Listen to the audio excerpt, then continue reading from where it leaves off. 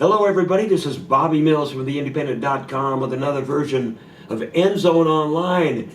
We're in God's country today. Doniphan-Trumbull with head coach Jordan Connor. How are you, sir? Good, Bobby. Thanks for coming down. Thank you for taking the time. It's a pleasure to be here. How are things going so far? Things are going well. We've had good weeks of practice leading up to our first two games. Had a tough Thursday night opener against North Platte St. Pat's, and then we were able to rebound last week against Gibbon and get a good win. Yeah. So this is your first year here.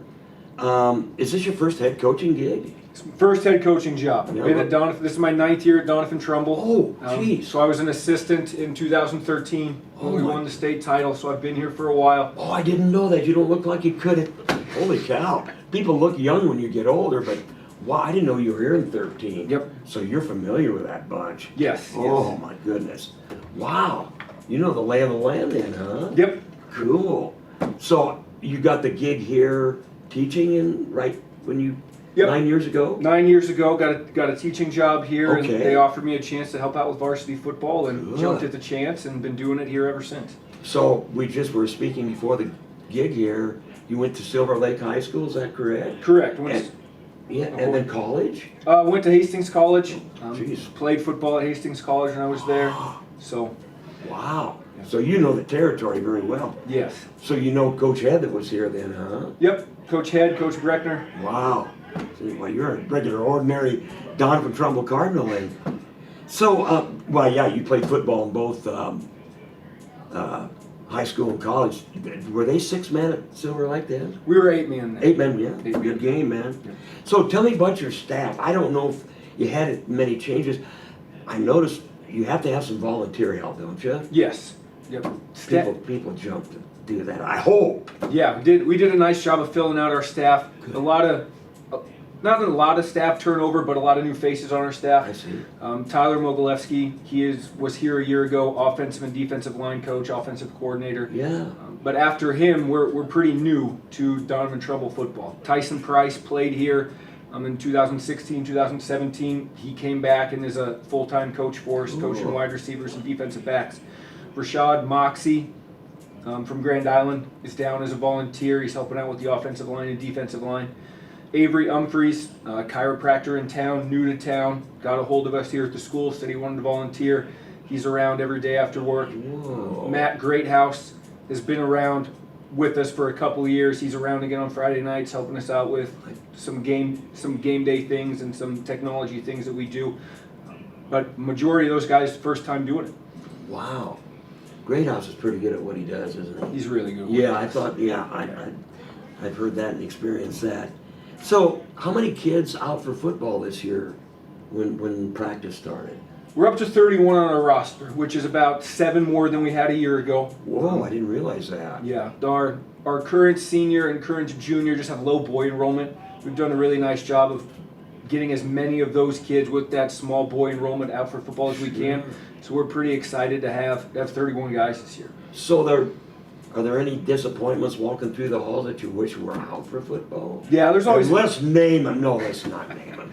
Yeah, there always is. There's always a couple more I'd take we'd take anybody. Doesn't matter, anybody that would have any interest in football that wanted to play, we'd sure love them to give it a shot. How are the lower grades, like middle school for football? Is there a lot of kids out or not? Yeah, participation is good in junior high. This year, for the first time, we're having a youth tackle league just with ourselves in Wood River. Good. So we're doing some 4th, 5th, and 6th grade tackle football. Coach Ashby got a hold of Coach Mogilevsky this summer and set this up. Good. It's just us and them, scrimmage style, no special teams, just kids working on football, getting better, trying to build some good youth experience for those guys. And Mr. Bivens, our math teacher, his son is in the 4th or 5th grade. He got a group of dads together, a group of his friends together, and he's coaching that for us, and we couldn't be happier that he took that on. That is a great thing. You've almost got to have that underlying program to build that stuff up. And I guess you don't want them dispersed everywhere and playing for other people. You want to kind of, that's good, very good to hear. So, 1-1, now that, to me, that was that first game. It was a mulligan. That's your first time head coach, but boy, that's a tough way to open, especially out there. Yeah, Is that Robert's kid that does advertise? He's a good football player. He is just a freshman's 1,000-yard rusher. Yes. He was bigger going through the handshake line after the game than he looked on the field. We knew about him from a year ago. And then opening with him on Thursday night, just shaking hands with their guys walking through the line. It got to him just like, yep, you're probably all of the 170 pounds that they say you are on the roster. Wow. So, but he's a good football player. Coach Dodson does a great job out there with North Platte St. Pat's. Got a bit of a monsoon in the second quarter. It was raining sideways there for a little bit, which was fine. Yeah. It is what it is, but really limited our ability to throw the football when the ball got wet. But we got out of there healthy and worked on the things we needed to work on, and were able to come back and respond with a good win last week. Yeah, and how did you come out of that game health-wise? I don't want to give away any secrets, but pretty good. Yeah, we've been super fortunate so far health-wise. The guys have done a nice job of taking care of their bodies away from football, getting ice on sprains and things like that, and resting when they need to rest, and doing a good job of kind of managing some of those bumps and bruises that have come up. How important is it to get right on that on Saturday morning? Some people, I mean, when I was a kid, it was Monday. You didn't even think about it over the weekend, unless you went to a private doctor or chiropractor. That's big, isn't it? Yes, and we try to tell our guys all the time that you have such a short window of your life that you get to be a high school football player. You need to do everything you can to take care of yourself, because we can't afford to have you miss a week or two because you chose not to take care of an ankle sprain. Yeah. And so our kids have done a really nice job with that. Jenny Eberly from Grand Island Physical Therapy comes down on Mondays and Wednesdays, and we will send kids her way to get treatment and things throughout the week. Coach Humphreys, chiropractor, he's done a lot of stuff for our guys this season with some massage stuff, some dry needling, some cupping, that's really helped some guys loosen up some knots and be good to go. It's like having a doc on the sidelines, man. That's pretty. And they do a good job of GI physical therapy, so that is great. And I haven't experienced too many injuries at Doniphan-Trumbull over the years that I've been to games. They must be doing something right. Yeah, our kids do a really nice job of believing in the things that we talk about in strength conditioning, and using the flexibility opportunities and strength training opportunities. We felt like we've, over the time I've been here, put ourselves in good situations to avoid some of those injuries as much as possible. Yep, and it's happening because tough kids and Doniphan-Trumbull are just go hand in hand when you're on the road. They talk about you that way, so. And there wasn't any tougher than 2013, I can tell you that. I could get off on a sideline on that. I have heard more coaches throughout the state say that was the toughest physical team they have ever played in their career. My goodness. And where are they today, you know? Wow. Yeah, that was, you don't have to play professional football to be tough in high school. So tell me about your offense. We're a little different than maybe we've been in the past. In the past, we've been a lot of 10 personnel, 4 receivers. Yeah. We've developed a tight end this year. Ben Van Diest is playing tight end for us, and he's done a really good job. Yeah, good tight, yeah. Coach Mogilewski's also developed a fullback. Mason Lang is playing some fullback. So in the past, we haven't had the ability to get into a tight end fullback type of formation, and that was really key for us a week ago, closing that game out against Gibbon. You suppose Scott Frost might listen to that? Or? I don't know if he's watching too much DT film. No problem. We need that fullback, but anyway, who's your quarterback this year? Jaden Williams. Okay. Jaden played a couple games for us at quarterback a year ago when we were missing a couple kids due to some COVID issues. But he got some game experience at quarterback, and we've been super impressed with the way he's played through 2 weeks. The statistics have not necessarily showed the success that he's had throwing the football. And one of these Friday nights, it's going to pop for him. And he's going to throw for 250, 300 yards. And it will not surprise us. We see him do it every day. Yeah. But one of these times, the stats are going to match up for him, and everybody will be much more aware of his ability. Yeah. And what about you've got another featured running back there every single year here. Tell us about Mr. Dedamore. He is something else, right? He is. Blake Dedamore is a really good football player. Yeah. Going into last Friday against Gibbon, he set an individual goal, and he wanted to carry it 30 times and rush for 200 yards. And we had him at 26 for 202 after the game. So he's tough as nails. If you gave it to him 100 times, he'd take it 100 times. Yeah. And he runs hard. He's done a really nice job this year of learning more about the nuances of playing his position. Not just about, well, I go right on this play. Well, what if this happens, can I do this? And Yeah. he's become a lot more, just a lot smarter running back, and it really showed in the game for him on Friday, the ability to do the things that he did. I saw that game film, and it looked like that he was a school back compared to last year. But it takes that kind of experience, you know, to find out, you know, you just don't go right or left or whatever. But he fits the mold of a featured Doniphan-Trumbull back, and you know, does he? And then what? So what about the offensive line? I always like to know about that. Those guys are doing a great job. Jordy Bayland, Brody Stewart, Mike Bonesteel, Ethan Adams, Tyler Engel, Donovan Long, Ben Van Diest. Those guys have been great since we started camp this summer. Good. Coach Mogilewski does a great job with those guys. Those guys believe in the things that he teaches and how we run the football and the ways we run the football. Those guys were huge last Friday. I think Coach Mogs had Jordy for 7 pancake blocks. Oh. And so he was pretty excited about that when we talked about that on Monday at our scouting report meeting. Those guys have really done a nice job, and they're as much of a cohesive unit as we've had in a while. They really do a good job of getting along with each other, especially Jordy and Brody. They do a phenomenal job of fixing plays on the field, because we can't stop every play and tell you what to do. But those guys have played enough football for Coach Mogs that they can communicate things to the rest of those guys, and they do a nice job solving problems for us. Without arguing about it, and Yes. yeah, that is great. Yes. Are they both seniors? Both seniors. Boy, that's invaluable. Wow. And so if you flip over on defense, is there anybody that plays strictly defense on this football team? Probably not. Outside of Jake McCarty, everybody does something both ways. Jake is a kid who moved here from Lincoln a couple years ago. Oh, really? Likes doing some things offensively, but really just wants to play linebacker. I'll be done. And so he's currently leading our team in tackles. Just done a really nice job playing our outside linebacker spot. Great energy guy all over the field.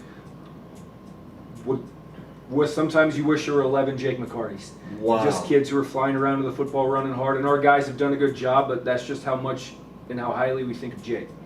That's great. I've always really had a lot of praise for the linebackers and the DBs at Doniphan-Trumbull. Not to slight the linemen, but it seems like there's an all-stater back there somewhere every year, and they flow to the ball.